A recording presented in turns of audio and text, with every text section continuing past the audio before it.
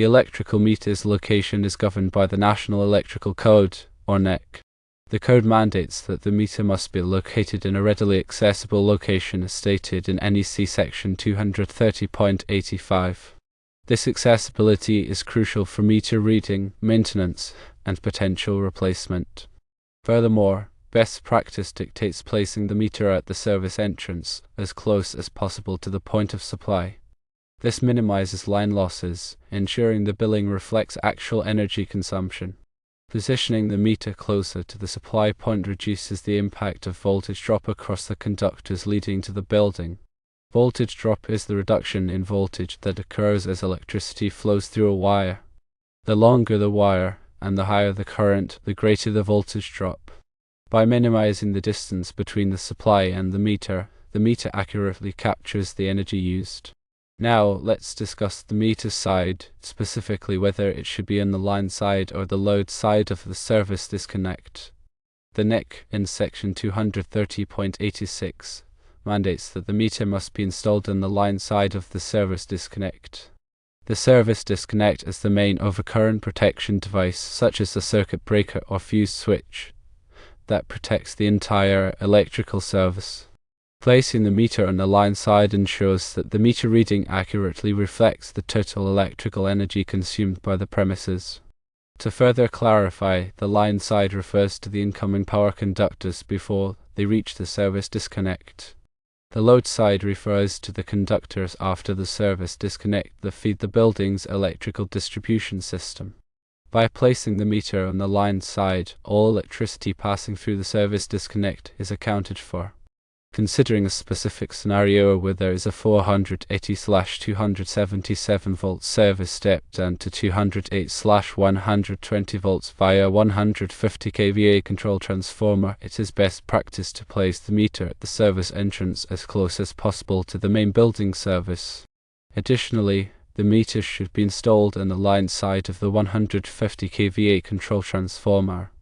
This setup minimizes line losses and ensures accurate billing. To delve deeper into the factors influencing meter placement, let's examine line losses in more detail. Line losses, also known as conductor losses or I²R losses, are the energy dissipated as heat in the conductors due to the resistance of the wires.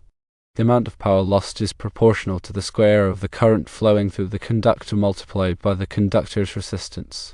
Longer conductors have higher resistance, resulting in greater line losses. By placing the meter closer to the source before significant line losses occur, the meter accurately measures the energy delivered. Another crucial consideration is the potential for voltage drop. Voltage drop can negatively impact the performance of electrical equipment. Excessive voltage drop can cause lights to dim, motors to run inefficiently, and electronic devices to malfunction.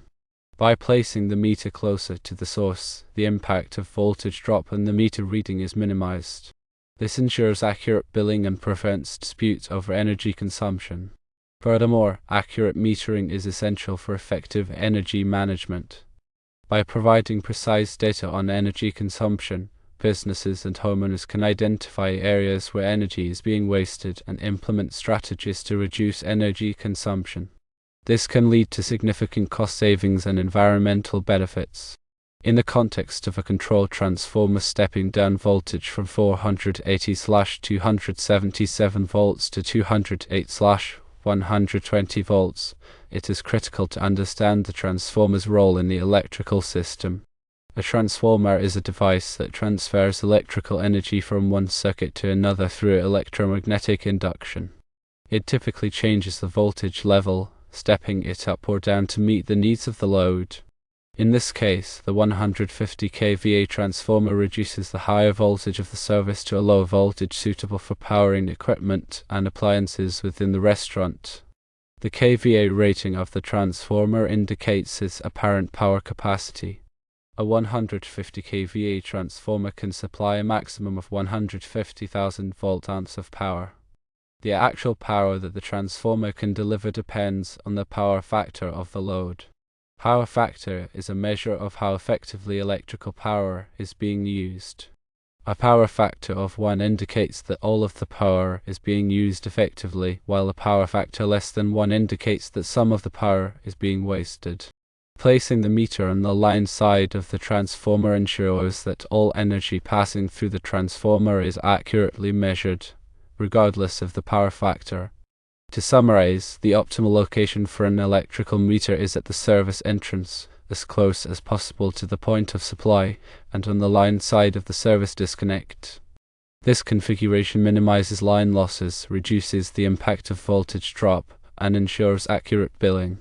By adhering to these guidelines, businesses and homeowners can ensure that they are paying only for the energy they actually consume. Moreover, the NEC provides specific requirements for the installation of electrical equipment, including meters. It is essential to consult the NEC and local electrical codes to ensure that all electrical work is performed safely and in compliance with regulations. Qualified electricians are trained to install and maintain electrical equipment in accordance with these codes, ensuring the safety of people and property. When selecting an electrician, it is important to choose a licensed and insured professional with experience in commercial electrical systems. They will be able to assess the specific needs of the building and recommend the appropriate metering and electrical equipment. Regular maintenance of the electrical system is also crucial for ensuring its safe and reliable operation. This includes inspecting wiring, connections, and overcurrent protection devices. Any signs of damage or deterioration should be addressed promptly to prevent electrical hazards. Proper grounding of the electrical system is also essential for safety. Grounding provides a path for fault current to flow back to the source, tripping the overcurrent protection device and preventing electrical shock. The grounding system should be inspected regularly to ensure that it is functioning properly. In addition to the NEC, local utilities may have specific requirements for meter placement and installation. It is important to contact the local utility to obtain information on these requirements. The utility may also offer programs to help businesses and homeowners reduce their energy consumption. These programs may include rebates for energy-efficient equipment and incentives for participating in demand response programs. Demand response programs allow the utility to reduce the load and the electrical grid during peak demand periods. Participants in these programs agree to reduce their energy consumption during these periods in exchange for financial incentives. This can help to prevent blackouts and brownouts and reduce the overall cost of electricity. By taking these steps, businesses and homeowners can ensure that their electrical systems are safe, reliable, and energy efficient. Accurate metering is an essential component of this effort. By placing the meter in the correct location and maintaining the electrical system properly, energy costs can be minimized and the environment can be protected. Furthermore, it is beneficial to consider the long-term implications of meter placement. As technology advances, smart meters are becoming increasingly common.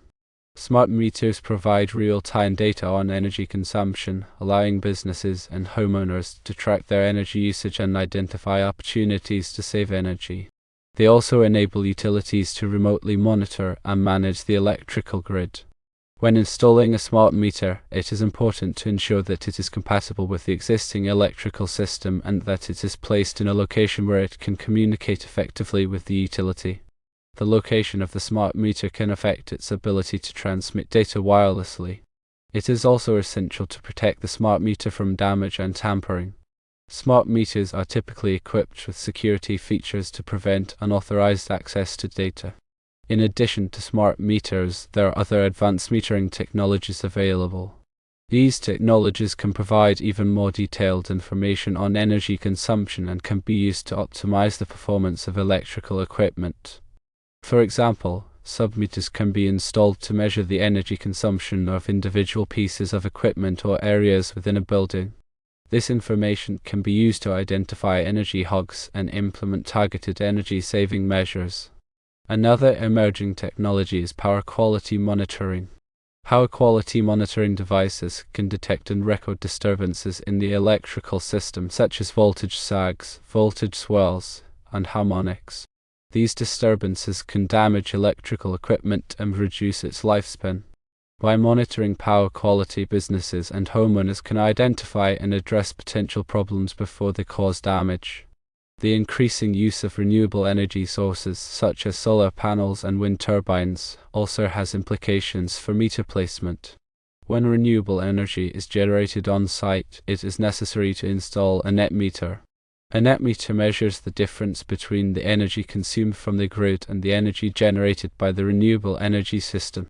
This allows businesses and homeowners to receive credit for the excess energy that they send back to the grid. The location of the net meter is crucial for ensuring accurate measurement of energy flow. It should be placed at the point where the renewable energy system connects to the grid.